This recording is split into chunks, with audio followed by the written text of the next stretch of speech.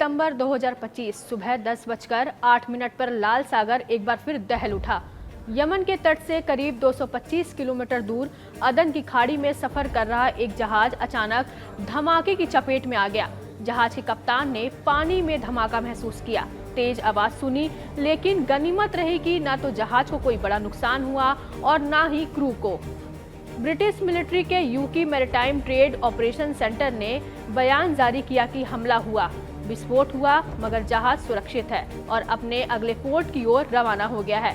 सवाल यह है कि हमला किसने किया? आधिकारिक दावा अभी तक सामने नहीं आया, लेकिन संदेह की सुई सीधा हूती बागियों की ओर घूम रही है। वही हूती जिन्होंने पिछले 2 सालों में लाल सागर और एडन की खाड़ी को जंग का मैदान बना दिया है। ये हमला ऐसे समय हुआ है जब न्यूयॉर्क में संयुक्त राष्ट्र की जनरल असेंबली चल रही है।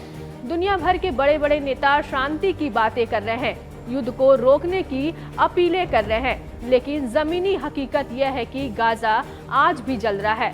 रूस और यूक्रेन की आग और तेज हो रही है और हूती हर नए धमाके के साथ यह मैसेज दे रहे हैं कि असली जंग बंद कमरों में नहीं बल्कि लाल सागर की लहरों पर लिखी जा रही है।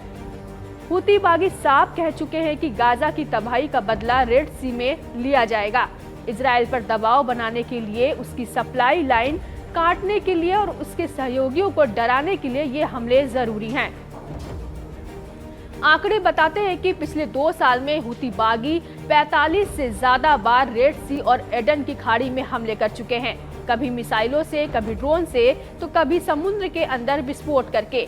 और इन हमलों ने उस ग्लोबल ट्रेड रूट को हिला दिया है जिससे हर साल $1 ट्रिलियन का सामान गुजरता था। तेल के जहाज हो, हथियारों की सप्लाई हो या व्यापार का कार्गो, हर चीज आज खतरे में है। यही वजह है कि इजराइल के पीएम नेतन्याहू के माथे पर सबसे गहरी चिंता की लकीरें रेड सी को लेकर है। गाजा में जमीनी जंग अटक चुकी है, उत्तर से हिजबुल्लाह का दबाव है, ईरान की छाया हर वक्त मंडरा रही है और अब दक्षिण से हूती ने लाल सागर के रास्ते इजराइल की सप्लाई लाइन को जकड़ लिया है। नेतन्याहू को डर है अगर हूती ने रेड सी को पूरी तरह ब्लॉक कर दिया तो इजराइल का तेल रुक जाएगा, हथियार रुक जाएंगे और तब गाजा की आग और भड़क उठेगी। यही कारण है कि इजराइल के लिए हूती अब सबसे बड़ा सिरदर्द बन चुका है।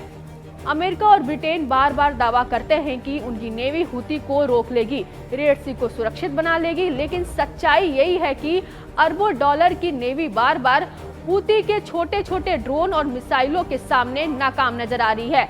हर नए धमाके के साथ हूती यह साबित कर रहे हैं कि वो जब चाहे तब रेड सी की लहरों को बारूद से दहला सकते हैं।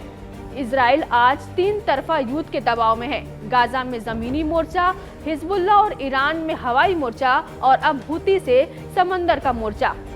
नेतन्याहू की सबसे बड़ी चिंता यही है कि कहीं यह समंदर का तूफान उनके पूरे युद्ध को घुटनों पर न ला दे।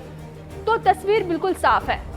23 सितंबर का धमाका सिर्फ एक घटना नहीं बल्कि उस लगातार बढ़ते तूफान का सबूत है जिसमें रेड सी अब हर दिन जंग का मैदान बनता जा रहा है।